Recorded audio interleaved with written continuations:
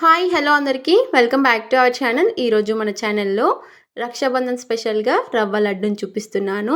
ఇంట్లో ఉన్న ఇంగ్రీడియంట్స్తో తక్కువ టైంలో అయిపోతుంది, క్విక్గా అయిపోయే మంచి స్వీట్ రెసిపీ. ఈ రక్షాబంధన్కి బెస్ట్ అని చెప్పొచ్చు, ఎందుకంటే తక్కువ టైంలో అయిపోతుంది. ఈజీగా ఎన్ని లడ్డూలైనా చుట్టుకోవచ్చు. ఇక నేను చెప్పినట్టు ట్రై చేయండి, మెజర్మెంట్స్తో నేను చెప్పిన ట్రిక్స్తో ఈజీగా అయిపోతుంది. మీరు ఎన్ని లడ్డూలైనా చుట్టుకోవచ్చు. చూడండి, ఇక్కడ దీన్ని చూస్తుంటేనే ఎంత టెంప్టింగ్గా ఉంది, మౌత్ వాటరింగ్గా ఉంది. పక్కా స్వీట్ షాప్ స్టైల్లో వస్తుంది. ఒకసారి ఇలా ట్రై చేయండి. ఈ రక్షాబంధన్కి అస్సలు ఫెయిల్ కాకుండా పర్ఫెక్ట్గా వస్తుంది. మీరు ట్రై చేసి తప్పకుండా ఎలా వచ్చిందో కామెంట్ చేయడం మర్చిపోకండి. ఇక నేను ప్రాసెస్ చూపిస్తా, చూసేయండి. మరి ముందుగా ఒక మందంగా ఉన్న పెనాన్ని తీసుకొని దాంట్లోకి ఇక్కడ నేను ఒక 4-5 స్పూన్ల వరకు నెయ్యిని తీసుకుంటున్నాను. కొద్దిగా నెయ్యి ఎక్కువనే పడుతుంది ఈ రవ్వ లడ్డుకి అనేది. నెయ్యి కాస్త వేడయ్యాక గుప్పెడి వరకు జీడిపప్పు, అలాగే 10 వరకు కిస్మిస్ని తీసుకొని వీటిని మీడియం ఫ్లేమ్లో లైట్ గోల్డెన్ బ్రౌన్ కలర్ వచ్చేంత వరకు ఫ్రై చేసుకోవాలి. ఇలా ఫ్రై చేసుకోవడం వల్ల ఆరోమా అనేది బాగుంటుంది. తప్పకుండా మీడియం టు లో ఫ్లేమ్లో లైట్ గోల్డెన్ బ్రౌన్ కలర్ వచ్చేంత వరకు ఫ్రై చేసుకోవాలి. ఇక్కడ నేను చూపించినట్టు ఇలా మంచి కలర్లోకి వచ్చిన తర్వాతనే మనం తీసుకోవాలి వీటిని. ఇలా మంచి కలర్ వచ్చిన తర్వాత వీటిని వేరొక బౌల్లోకి తీసుకోవాలి. ఇలా వేరొక బౌల్లోకి తీసుకొని వీటిని ఇలానే పక్కన ఉంచుకోవాలి. ఇప్పుడు అదే ప్యాన్లోకి ఇక్కడ నేను మరో 4-5 స్పూన్ల వరకు లేదా ఒక పావు కప్పు వరకు ఇక్కడ నేను నెయ్యిని తీసుకుంటున్నాను. ఇక్కడ కొద్దిగా నెయ్యి ఎక్కువనే పడుతుంది, కొద్దిగా మీరు ఎక్కువగానే తీసుకోవాలి. ఇక్కడ నేను తీసుకున్న నెయ్యి కొద్దిగా వేడయ్యాక ఇక్కడ నేను బొంబాయి రవ్వని 2 కప్పుల వరకు తీసుకుంటున్నాను. మనం ఉప్మా చేసుకునే బొంబాయి రవ్వ ఉంటుంది కదా, సన్నది, అది తీసుకుంటున్నాను. దాన్ని ఇక్కడ నేను 2 కప్పుల వరకు తీసుకుంటున్నాను. కొద్దిగా రవ్వ అనేది హై క్వాలిటీ తీసుకోండి, పర్ఫెక్ట్గా వస్తాయి లడ్డు అనేది, టేస్ట్ అనేది. ఇక్కడ ఇలా 2 కప్పుల వరకు తీసుకున్నాక మీడియం టు లో ఫ్లేమ్లో ఇది మంచి లైట్ గోల్డెన్ బ్రౌన్ కలర్ వచ్చేంత వరకు ఫ్రై చేసుకోవాలి. మనం రవ్వని ఎంత బాగా ఫ్రై చేసుకుంటే ఆరోమా అనేది బాగుంటుంది, లడ్డు టేస్ట్ అనేది. తప్పకుండా ఒక 7-8 నిమిషాలు లేదా ఒక 10 నిమిషాల వరకు ఇట్లా దీన్ని బాగా ఫ్రై చేసుకోవాలి మీడియం టు లో ఫ్లేమ్లో. ఇక నేను చూపించినట్టు ఇలా తిప్పుతూ మంచిగా నెయ్యి అంతా రవ్వకి పట్టేంత వరకు బాగా ఫ్రై చేసుకోవాలి. మీడియం టు లో ఫ్లేమ్లో మంచి కొద్దిగా ఓపికతో ఫ్రై చేసుకుంటే మనకి లడ్డూలు అనేది అంత బాగా వస్తాయి. మంచి కలర్ అనేది షేడ్ కావాలి ఇది. ఇక నేను చూపించినట్టు కలపడం మట్టుకు ఆపకూడదు, ఇలా కలుపుతూనే ఫ్రై చేసుకోవాలి. ఇలా ఇక్కడ చూడండి, ఇక్కడ నేను 10 నిమిషాల తర్వాత చూపిస్తున్నాను, ఇలా ఉంటుంది. ఇక్కడ నేను 10 నిమిషాల తర్వాత వేయించుకున్న తర్వాతనే ఇక్కడ నేను కొబ్బరిని యాడ్ చేసుకుంటున్నాను. తురుముకున్న కొబ్బరిని 1 కప్పు వరకు యాడ్ చేసుకుంటున్నాను. 2 కప్పుల రవ్వకి ఇక్కడ నేను 1 కప్పు వరకు ఇక్కడ తురిమిన కొబ్బరిని యాడ్ చేసుకుంటున్నాను. ఇక్కడ నేను మటుకు పచ్చి కొబ్బరిని తీసుకుంటున్నాను. మీరు వెండి కొబ్బరి అయినా తీసుకోవచ్చు.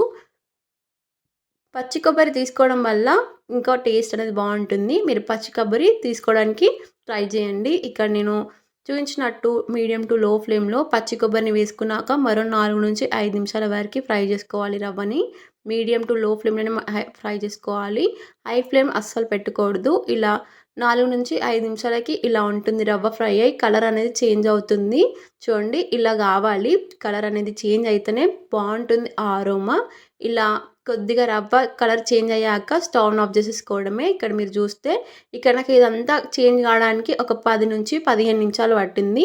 ఇప్పుడు దీన్ని వేరొక గిన్నెలోకి తీసుకొని మనం ముందుగా ఫ్రై చేసి పెట్టుకున్న జీడిపప్పులను వేసుకొని ఒకసారి అంతా బాగా కలుపుకోవాలి. కొద్దిగా వేడి ఉంటుంది కాబట్టి స్పూన్తో కలుపుకుంటున్నాను. ఇలా అంతా బాగా కలుపుకున్నాక దీన్ని బాగా వేడి ఉంటుంది కాబట్టి ఒక 5 నిమిషాల పాటు పక్కన ఉంచుకోవాలి.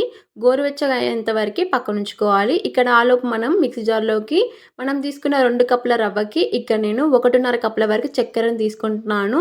మీరు కనుక స్వీట్ ఎక్కువ తినేవాళ్ళు ఉంటే 1.75 కప్పు వరకు తీసుకోండి. ఇది మీడియం స్వీట్ చెప్తున్నాను నేను.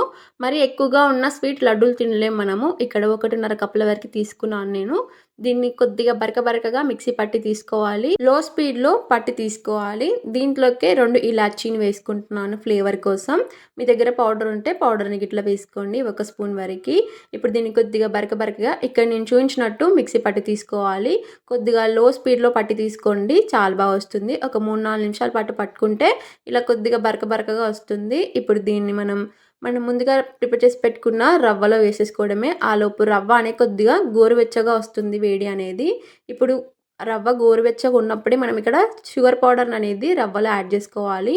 అది కొద్దిగా వేడి ఉండడం వల్ల షుగర్ పౌడర్ అనేది రవ్వలో బాగా కలిసి బాగుంటుంది స్వీట్నెస్ అనేది లడ్డు. ఇక్కడ నేను చూపించినట్టు ఇలా అంతా వేసుకున్నాక షుగర్ పౌడర్ని స్పూన్తోనే ఒకసారి అంతా బాగా మిక్స్ చేసుకోండి. కొద్దిగా వేడిగా ఉంటుంది కాబట్టి స్పూన్తోనే షుగర్ పౌడర్ అంతా రవ్వలో కలిసేటట్టు ఇలా మిక్స్ చేసుకోవాలి. ఇలా అంతా మిక్స్ చేసుకున్నాక ఇప్పుడు కొద్దిగా చల్లారినాక మనం చెయ్యిని పెట్టుకొని అంతా ఇక్కడ నేను చూపించినట్టు చెయ్యితో బాగా మిక్స్ చేసుకోవాలి. షుగర్ పౌడర్ అనేది రవ్వకంతా బాగా పట్టేలాగా ఇలా అంతా బాగా మిక్స్ చేసుకోవాలి. చెయ్యితో కొద్దిగా స్మాష్ చేస్తున్నట్టుగా ఇలా స్మాష్ చేసుకుంటూ మిక్స్ చేసుకుంటే రవ్వకి అనేది షుగర్ పౌడర్ బాగా పట్టి స్వీట్నెస్ అనేది బాగుంటుంది లడ్డు. ఇక్కడ నేను చూపించినట్టు ఇలా అంతా కలిసేటట్టు బాగా కలుపుకోవాలి. ఇలా అంతా బాగా మిక్స్ చేసుకున్నాక దీంట్లోకి ఇక్కడ నేను మరో 3-4 టేబుల్ స్పూన్ల వరకు ఇక్కడ నేను నెయ్యిని వేసుకుంటున్నాను.